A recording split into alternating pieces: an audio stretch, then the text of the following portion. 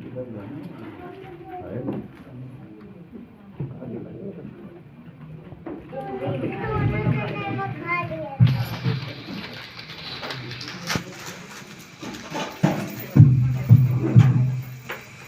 The Lord.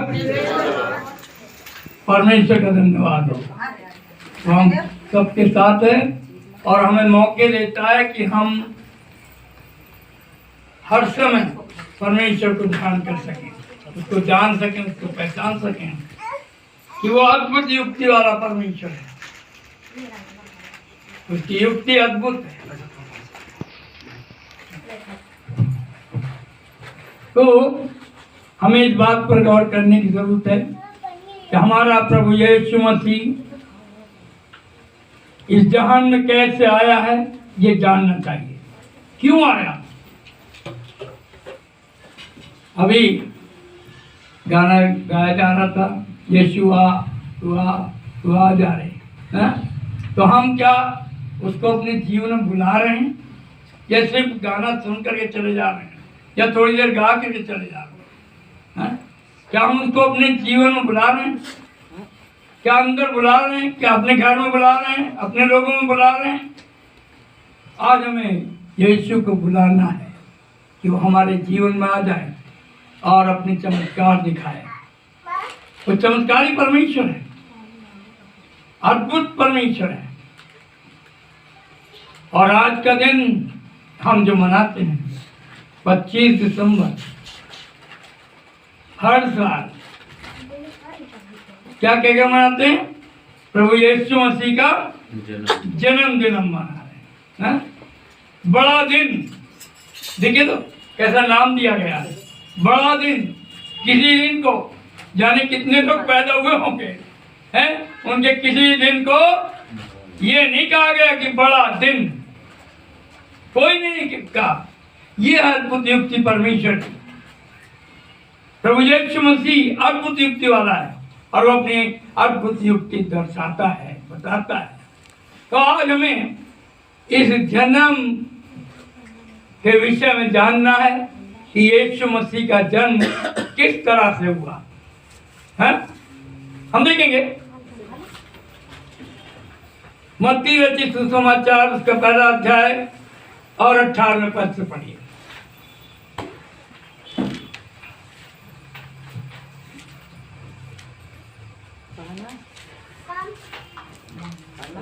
यीशु मसीह का जन्म इस प्रकार से हुआ। यीशु मसीह का जन्म इस प्रकार से हुआ कि जब उसकी माता मरियम की मंगनी, देखिए मंगनी, एंगेजमेंट हुआ था, यूसुफ के साथ हो गई। हाँ। तो उनके इकट्ठा होने से पहले ही वो पवित्र आत्मा से गर्भवती पाई। कैसे? पवित्र आत्मा से। है? क्या है? ऐसी पवित्र आत्मा से, यानी परमेश्वर के जोर से वो गर्भवती हुई है और उसका कुंवारापन नहीं गया। सबसे खास बात ये है, गर्भवती हुई लेकिन उसका कुंवारापन नहीं गया है। अभी वो कुंवारी है, कुंवारी मरियम है, क्योंकि प्रभु यीशु मसीह का जन्म कुंवारी मरियम से हुआ है। इस भेद को भी हम देखेंगे, अभी हम दिखाते हैं आपको इसको भी। तो क्या है कि उसकी मंगनी यूसुफ के साथ हो गई थी, हाँ? लेकिन कब? इससे पहले क्या हुआ कि वो पवित्र आत्मा से गर्भवती हुई। हाँ। अतः उसके पति यूसुफ ने जो धर्मी था, देखिए कितनी बढ़िया बात है। आज लोग अगर ऐसा कुछ किसी को मालूम हो जाए तो वो चुपचाप नहीं बैठेंगे, बल्कि बदनाम करके उसको छोड़ देंगे। लेकिन ये कैसा है? ये व्यक्ति कैसा? धर्मी है और उसे बदनाम करना नहीं चाहा। उसने चुपके से त्याग देने का ख्याल किया। हाँ। जब वो इन बातों की सोच ही में था तो प्रभु का स्वर्गदूत उसे स्वप्न में दिखाई दिया। क्या है? कि प्रभु का स्वर्गदूत उसके पास पहुंचाया गया कि जा इसको एक सुसमाचार दे, हैं, एक उद्धार का समाचार दे, क्योंकि ये जो मरियम है, जो तेरी मंगेतर है, जब अभी तेरी शादी नहीं हुई है तो अभी ये गर्भवती है। तो ये गर्भवती कैसे है? ये पवित्र आत्मा से गर्भवती है, परमेश्वर की ओर से गर्भवती है, परमेश्वर के द्वारा गर्भवती है। हे यूसुफ, दाऊद की संतान। कौन कह रहा है? स्वर्गदूत उससे बात कर रहा है। यूसुफ, दाऊद की संतान, तू अपनी पत्नी मरियम को अपने यहाँ ले आने से मत डर। तू मत सोच, क्योंकि हमारी शादी हुई नहीं है, ये मत सोच। क्या है? ये पवित्र है, सब कुछ पवित्र है, पवित्रताई से सारा काम हो रहा है।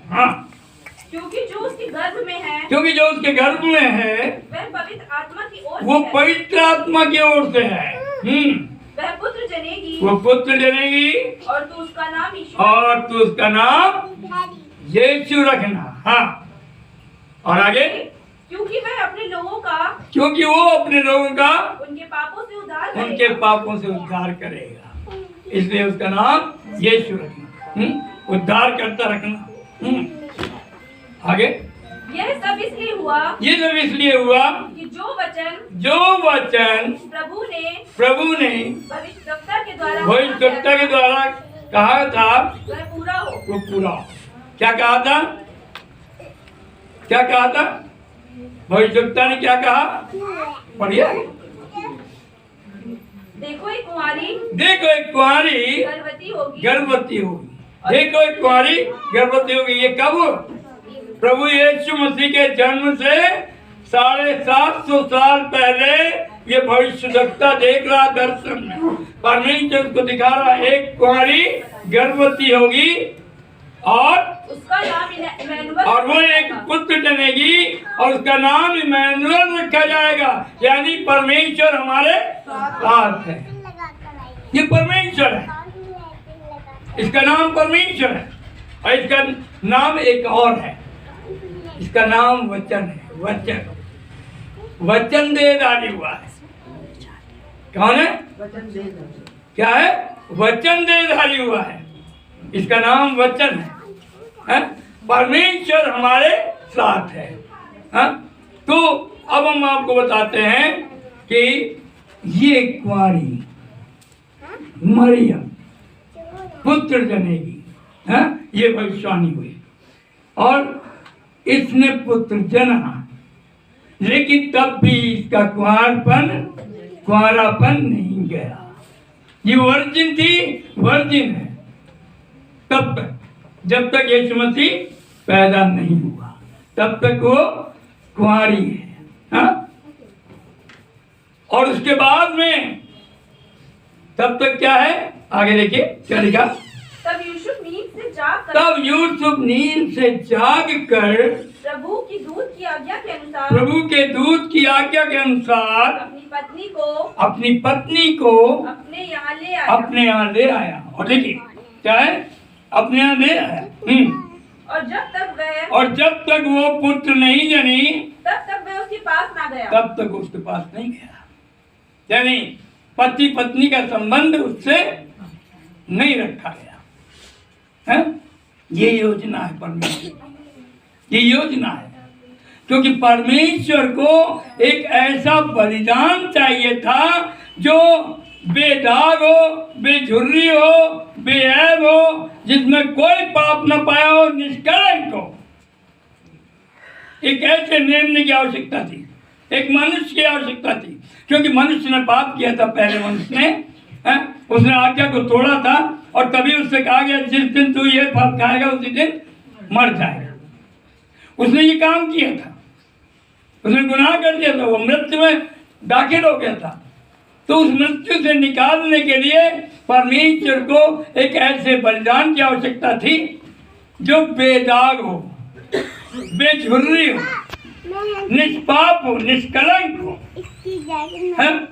ऐसे एक बलिदान की आवश्यकता थी। तभी तो प्रभु यीशु मसीह सारे संसार के लिए बलिदान हुआ। हाँ? आज वो उद्धार करता सारे संसार का, और दुनिया में उसके मानने वाले किसी जगह के लोग इतने नहीं है जितने की पूरी दुनिया में यीशु मसीह को मानने वाले हैं, यीशु मसीह को जानने वाले हैं, यीशु मसीह से प्रेम करने वाले हैं। हाँ? उनकी तादाद पूरी दुनिया के लोगों से कहीं ज्यादा है। ये परमेश्वर का अनुग्रह है। तो क्या है कि वो जब तक वो पुत्र नहीं जनी तब तक वो क्या है? कुंवारी है।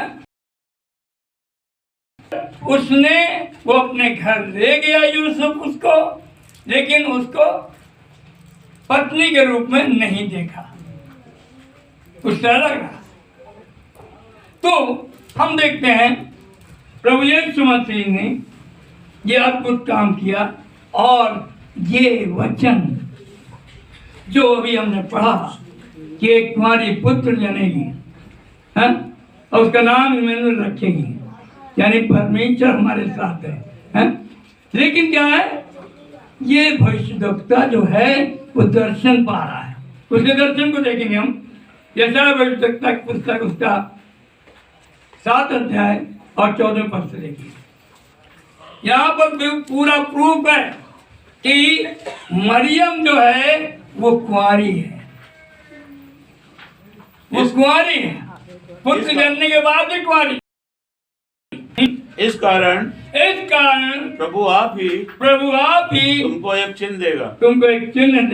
सुनो, एक कुमारी गर्भवती होगी और पुत्र जनेगी और उसका नाम इम्मानुएल रखेगी। और जब तक वो बुरे को त्यागना और भले को ग्रहण करना ना जाने तब तक वो मक्खन और मधु खाएगा। क्या खाएगा? मक्खन और मधु।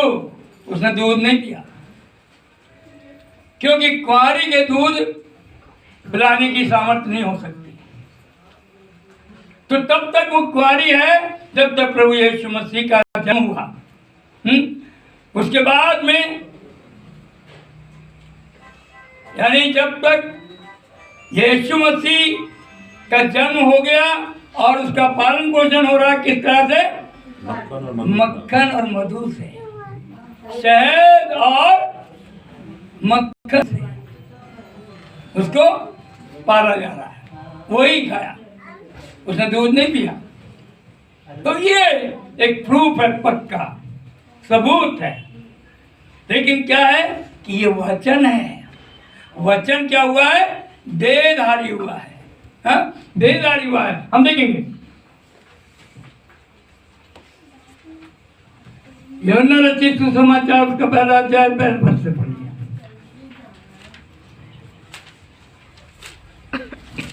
क्या लिखा है? आदि में वचन था, वचन परमेश्वर और वचन परमेश्वर के साथ था, और वचन परमेश्वर था। यही आदि में परमेश्वर के साथ था। यानी जब मनुष्य की रचना की गई और जब सारी कायनात बनाई गई और पृथ्वी और समुद्र और चांद सितारे और आसमान को बनाया गया, सारी चीजों को रचा गया, उस वक्त कौन था? वचन परमेश्वर के साथ था, यानी प्रभु यीशु मसीह उसके साथ था। और इसका प्रूफ कैसे है? तो क्या है देखेंगे। उसमें जीवन था। देखिए, ये वचन जो था, जो परमेश्वर के साथ था, इसमें जीवन था। हाँ, और वो जीवन मनुष्यों की ज्योति था। वो मनुष्यों की ज्योति था, वो जीवन, उसमें जीवन था। वचन जो था, जो वचन है, जो देहधारी हुआ, वो वचन क्या है? उसमें जीवन है, उसमें ज्योति है, उसमें नूर है, उजियारा है, अंधकार को दूर करने की सामर्थ्य है। ज्योति अंधकार में चमकी, लेकिन अंधकार ने उसे ग्रहण नहीं किया, यानी मनुष्यों के बीच में वो ज्योति आई है, लेकिन लोगों ने उसको नहीं ग्रहण किया। लेकिन फिर भी ग्रहण करने वालों की तादाद सारे संसार में ज्यादा है। गिने चुने लोग अपनी अपनी बगा रहे हैं, उन्हें पता ही नहीं है असलियत क्या चीज है, ये है। तो हम यहाँ पर देखते हैं कि ज्योति जो है वो अंधकार में आई और अंधकार ने उसको कबूल नहीं किया। और क्या है, वो ज्योति जो थी उसमें क्या है, जीवन था, जीवन है। हम देखेंगे एक मनुष्य परमेश्वर की ओर से एक मिनट, अब हम देखेंगे पहला यूहन्ना की पहली पत्री और उसका पहला अध्याय और पहले पद से यहाँ पर सबूत पूरा हो रहा है।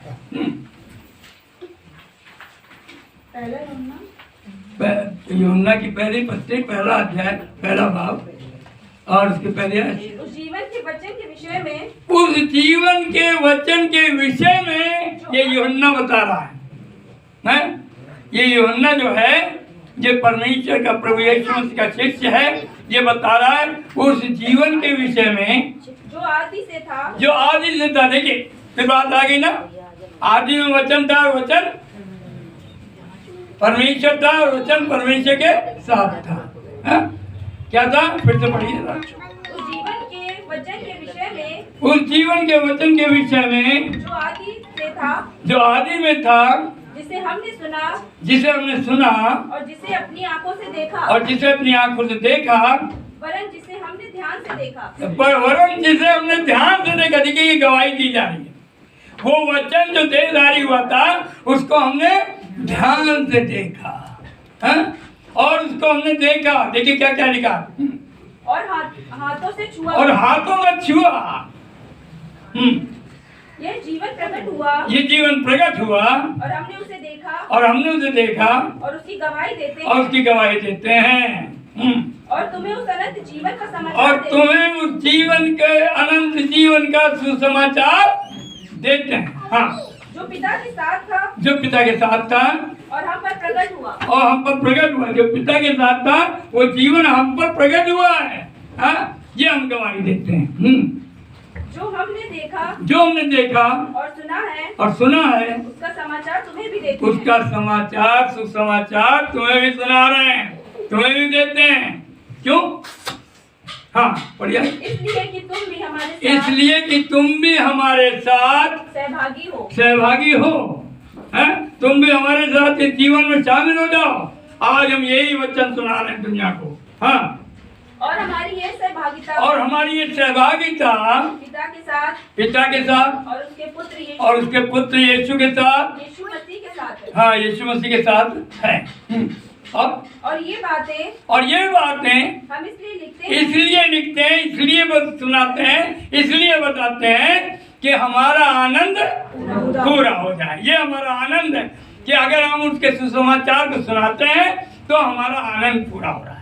ये आनंद पूरा हो रहा है।